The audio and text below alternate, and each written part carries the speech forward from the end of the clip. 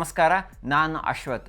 ಅಮೆರಿಕದ ಅಧ್ಯಕ್ಷ ಪಟ್ಟ ಏರುವ ಮೊದಲೇ ಚೀನಾ, ಕೆನಡಾ, ಮೆಕ್ಸಿಕೋಗೆ ಡೊನಾಲ್ಡ್ ಟ್ರಂಪ್ ಅವರು ತೆರಿಗೆ ಶಾಕ್ ವಿಧಿಸಿದ್ದಾರೆ. ಮೆಕ್ಸಿಕೋ ಮತ್ತು ಕೆನಡಾದಿಂದ ಅಮೆರಿಕಕ್ಕೆ ಆಮದಾಗುವ ವಸ್ತುಗಳ ಮೇಲೆ 25% ತೆರಿಗೆ ವಿಧಿಸಿದರೆ, ಚೀನಾಗೆ 10% ಸೇರಿಸಿ ಎಕ್ಸ್ಟ್ರಾ 35% ತೆರಿಗೆಯನ್ನು ವಿಧಿಸಲಾಗುವುದಂತ ಈಗಾಗಲೇ ಘೋಷಣೆ ಮಾಡಿದ್ದಾರೆ. ಈ ಮೂರು ರಾಷ್ಟ್ರಗಳ ಮೇಲೆ ಡೊನಾಲ್ಡ್ ಟ್ರಂಪ್ ಅವರು ತೆರಿಗೆ ಸಮರ ಆರಂಭಿಸಿದ ಯಾಕೆ? ಈ ತೆರಿಗೆ ಸಮರದಿಂದ ಭಾರತಕ್ಕೆ ಲಾಭವಾಗುತ್ತಾ? ಅಮೆರಿಕದಿಂದ ಭಾರತಕ್ಕೆ ಆಮದಾಗುವ ವಸ್ತುಗಳ ಮೇಲೆ ಭಾರತ ಸರ್ಕಾರ ತೆರಿಗೆಯನ್ನು ಇಳಿಸುತ್ತಾ? ಇತ್ಯಾದಿ ಎಲ್ಲ ಪ್ರಶ್ನೆಗಳಿಗೆ ನಾನು ಈ ವಿಡಿಯೋದಲ್ಲಿ ವಿವರಿಸ್ತಾ ಇದ್ದೀನಿ.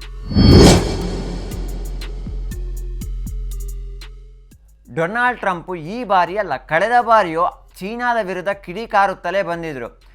ಅಮೇರಿಕನ್ನರ ಪೇಟೆಂಟ್ ಇರೋ ವಸ್ತುಗಳನ್ನು ಚೀನಾ ನಕಲಿಯಾಗಿ ಉತ್ಪಾದನೆ ಮಾಡಿ ಅದನ್ನು ಬೇರೆ ದೇಶಗಳಿಗೆ ಮಾರಾಟ ಮಾಡ್ತಾ ಇದೆ. ಇದರಿಂದಾಗಿ ಅಮೇರಿಕದ ಆರ್ಥಿಕತೆಗೆ ಸಮಸ್ಯೆ ಆಗ್ತಾ ಇದೆ ಅಂತ ನೇರವಾಗಿ ಆರೋಪಿಸಿದರು.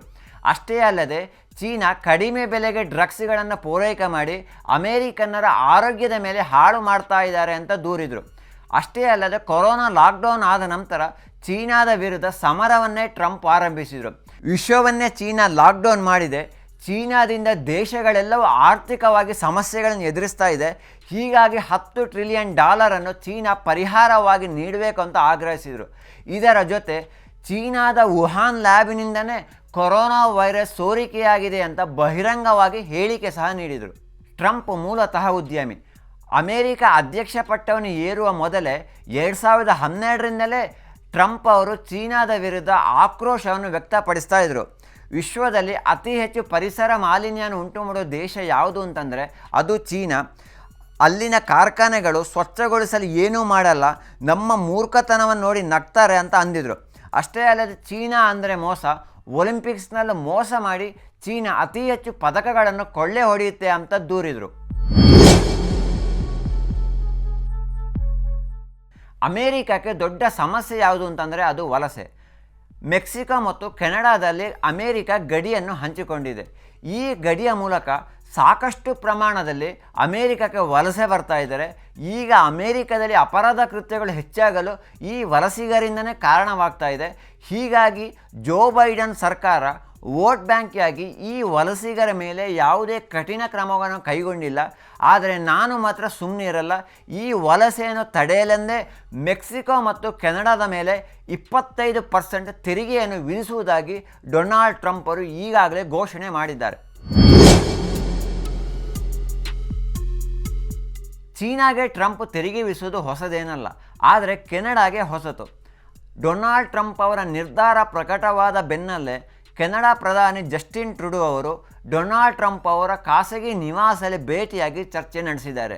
ಆದರೆ ಮೆಕ್ಸಿಕೋ ಮಾತ್ರ ಅಮೇರಿಕ ನಮ್ಮ ವಸ್ತುಗಳ ಮೇಲೆ 25% ತೆರಿಗೆ ವಿಧಿಸಿದರೆ ನಾವು ಅಮೇರಿಕದಿಂದ ಆಮದಾಗುವ ವಸ್ತುಗಳ ಮೇಲೆ 25% ತೆರಿಗೆಯನ್ನು ವಿಧಿಸ್ತೇವೆ ಅಂತ ತಿರುಗೇಟನ್ನು ನೀಡಿದೆ. 2023ರಲ್ಲಿ ಅಮೇರಿಕದ ಕಂಪನಿಗಳು ಸುಮಾರು $1.2 ಟ್ರಿಲಿಯನ್ ಮೌಲ್ಯದ ವಸ್ತುಗಳನ್ನು ಈ ಮೂರೂ ದೇಶಗಳಿಂದ ಆಮದು ಮಾಡಿಕೊಂಡಿದ್ವು. ಕೆನಡಾದಿಂದ ಅಮೇರಿಕಕ್ಕೆ ಕಚ್ಚಾ ತೈಲ ಮತ್ತು ಗ್ಯಾಸ್ ಸಪ್ಲೈ ಆದರೆ ಮೆಕ್ಸಿಕೋದಿಂದ ಅಮೇರಿಕಕ್ಕೆ ಆಟೋಮೊಬೈಲ್ ಬಿಡಿಭಾಗಗಳು ರಫ್ತಾಗುತ್ತೆ. ಕಳೆದ ವರ್ಷ ಟೆಸ್ಲಾ ಮೆಕ್ಸಿಕೋದಲ್ಲಿ ತನ್ನ ಒಂದು ಘಟಕವನ್ನು ಓಪನ್ ಮಾಡೋದಾಗಿ ಘೋಷಣೆ ಮಾಡಿತ್ತು. ಆದರೆ ಅಧ್ಯಕ್ಷೀಯ ಚುನಾವಣೆಯಲ್ಲಿ ಡೊನಾಲ್ಡ್ ಟ್ರಂಪ್ ಪರ ಎಲಾನ್ ಮಸ್ಕ್ ಅವರು ಬಹಿರಂಗವಾಗಿ ಪ್ರಚಾರ ಮಾಡಿದ ನಂತರ ಸದ್ಯ ಈ ಯೋಜನೆ ಸ್ಥಗಿತಗೊಂಡಿದೆ. ಇನ್ನು ಚೀನಾದಿಂದ ಮೊಬೈಲ್ ಫೋನ್, ಎಲೆಕ್ಟ್ರಾನಿಕ್ಸ್ ಬಿಡಿಭಾಗಗಳು ಅಮೇರಿಕಕ್ಕೆ ಹೆಚ್ಚಿನ ಪ್ರಮಾಣದಲ್ಲಿ ರಫ್ತಾಗ್ತಾ ಇದೆ. ಈ ಮೂರೂ ರಾಷ್ಟ್ರಗಳಿಂದ ಅಮೇರಿಕಕ್ಕೆ ಬರುವ ವಸ್ತುಗಳ ಮೇಲೆ ಹೆಚ್ಚಿನ ತೆರಿಗೆಯನ್ನು ಹಾಕಿದರೆ ಅಮೇರಿಕದಲ್ಲಿ ಆ ವಸ್ತುಗಳ ಬೆಲೆ ಹೆಚ್ಚಳವಾಗುತ್ತೆ. ಇದರಿಂದಾಗಿ ಅಮೇರಿಕದ ಗ್ರಾಹಕರು ಈ ವಸ್ತುಗಳನ್ನು ಖರೀದಿಸುವುದನ್ನು ನಿಲ್ಲಿಸ್ತಾರೆ. ಅದರ ಬದಲಾಗಿ ಅಮೇರಿಕದ ಕಂಪನಿಗಳೇ ಉತ್ಪಾದನೆ ಮಾಡಿದಂಥ ವಸ್ತುಗಳನ್ನು ಬಳಕೆ ಮಾಡ್ತಾರೆ. ಇದರಿಂದಾಗಿ ಅಮೇರಿಕದ ಕಂಪನಿಗಳಿಗೆ ನೆರವಾಗಲಿದೆ ಅನ್ನುವಂಥದ್ದು ಡೊನಾಲ್ಡ್ ಟ್ರಂಪ್ ಅವರ ಲೆಕ್ಕಾಚಾರ. ವಿಶ್ವದ ಫ್ಯಾಕ್ಟ್ರಿ ಯಾವುದು ಅಂತಂದರೆ ಅದು ಚೀನಾಗೆ ಅಮೇರಿಕ ರೆಡ್ ಸಿಗ್ನಲ್ ತೋರಿದ್ರಿಂದ ಮುಂದಿನ ದಿನಗಳಲ್ಲಿ ಅಮೇರಿಕದ ನಿರ್ಧಾರ ಭಾರತಕ್ಕೆ ಲಾಭವಾಗಬಹುದು ಎಂಬ ನಿರೀಕ್ಷೆ ಹೆಚ್ಚಾಗಿದೆ. ಅದರಲ್ಲೂ ಭಾರತದ ಸೋಲಾರ್ ಮತ್ತು ಫಾರ್ಮಾ ಉತ್ಪನ್ನಗಳು ಹೆಚ್ಚಿನ ಪ್ರಮಾಣದಲ್ಲಿ ಅಮೇರಿಕಕ್ಕೆ ರಫ್ತಾಗುವ ಸಾಧ್ಯತೆಗಳಿದೆ. ಕೋವಿಡ್ ಬಂದ ನಂತರ ಕಂಪನಿಗಳು ಚೀನಾ +1 ಸ್ಟ್ರಾಟಜಿಯನ್ನು ಹಾಕಿಕೊಂಡಿವೆ. ಅಂದರೆ ಚೀನಾ ಹೊರತುಪಡಿಸಿದ ದೇಶಗಳಲ್ಲಿ ತನ್ನ ಘಟಕವನ್ನು ತೆರೆಯೋದು. ಈಗಾಗಲೇ ಭಾರತದಲ್ಲಿ ಹಲವಾರು ಕಂಪನಿಗಳು ತನ್ನ ಘಟಕವನ್ನು ತೆರೆದಿವೆ. ಇದರಿಂದಾಗಿ ಭಾರತದಲ್ಲಿ ಸಾಕಷ್ಟು ಪ್ರಮಾಣದಲ್ಲಿ ಉದ್ಯೋಗಗಳು ಸೃಷ್ಟಿಯಾಗ್ತಾ ಇದೆ. ಈಗ ಟ್ರಂಪ್ ನೀತಿಯಿಂದ ಮತ್ತಷ್ಟು ಕಂಪನಿಗಳು ಭಾರತಕ್ಕೆ ಬಂದು ಹೂಡಿಕೆ ಮಾಡುವಂಥ ಸಾಧ್ಯತೆಗಳು ಹೆಚ್ಚಾಗಿವೆ. ಟ್ರಂಪ್ ಮೂಲತಃ ಉದ್ಯಮಿಯಾಗಿರುವ ಕಾರಣ ಅವರನ್ನು ನಂಬಲು ಸಾಧ್ಯವಿಲ್ಲ. ಹಿಂದೆ ಅಮೆರಿಕದಿಂದ ತಯಾರಿಸಲ್ಪಡುವ ಕಾಗದ ಉತ್ಪನ್ನಗಳು ಮತ್ತು ಐಕಾನಿಕ್ ಹಾರ್ಲಿ ಡೇವಿಡ್ಸನ್ ಬೈಕ್ಗಳ ಮೇಲೆ ಭಾರತ ಭಾರಿ ಪ್ರಮಾಣದಲ್ಲಿ ತೆರಿಗೆಯನ್ನು ವಿಧಿಸ್ತಾ ಇದೆ, ಇದು ಸರಿಯಲ್ಲ ಅಂತ ಕುಟುಕಿದರು. ಮುಖ್ಯವಾಗಿ ಎಲಾನ್ ಮಸ್ಕ್ ಅವರು ಟೆಸ್ಲಾ ಕಾರನ್ನು ಭಾರತದಲ್ಲಿ ಮಾರಾಟ ಮಾಡಲು ಬಹಳಷ್ಟು ಪ್ರಯತ್ನ ಪಡ್ತಾ ಇದ್ದಾರೆ. ಆದರೆ ಭಾರತದಲ್ಲಿ ಹೆಚ್ಚಿನ ಪ್ರಮಾಣದಲ್ಲಿ ತೆರಿಗೆ ವಿಧಿಸ್ತಾ ಇರೋದು ಎಲಾನ್ ಮಸ್ಕ್ ಅವರಿಗೆ ಇಷ್ಟವಾಗ್ತಾ ಇಲ್ಲ. ಈ ಕಾರಣಕ್ಕಾಗಿ ಭಾರತ ಸರ್ಕಾರ ಆಮದಾಗುವ ಎಲೆಕ್ಟ್ರಿಕ್ ಕಾರುಗಳ ಮೇಲೆ ತೆರಿಗೆಯನ್ನು ಕಡಿಮೆ ಮಾಡಬೇಕೆಂಬ ವಾದವನ್ನು ಮುಂದಿಡ್ತಾ ಇದ್ದಾರೆ. ಆದರೆ ಭಾರತ ಸರ್ಕಾರ ಇಲ್ಲಿವರೆಗೂ ಎಲಾನ್ ಮಸ್ಕ್ ಅವರ ವಾದವನ್ನು ಪುರಸ್ಕರಿಸಿಲ್ಲ. ಹೀಗಾಗಿ ಮುಂದಿನ ದಿನಗಳಲ್ಲಿ ಟ್ರಂಪ್ ಮತ್ತು ಭಾರತದ ಸಂಬಂಧ ಏನಾಗಲಿದೆ, ಅಮೇರಿಕ, ಮೆಕ್ಸಿಕೋ, ಚೀನಾ, ಕೆನಡಾದ ಮೇಲೆ ವಿಧಿಸಿರುವ ತೆರಿಗೆಯ ಸಮರ ಭಾರತಕ್ಕೆ ಲಾಭವಾಗುತ್ತಾ ಇಲ್ಲವಾ ಎನ್ನುವಂಥದ್ದು ಮುಂದಿನ ದಿನಗಳಲ್ಲಿ ಗೊತ್ತಾಗಲಿದೆ. ಧನ್ಯವಾದಗಳು.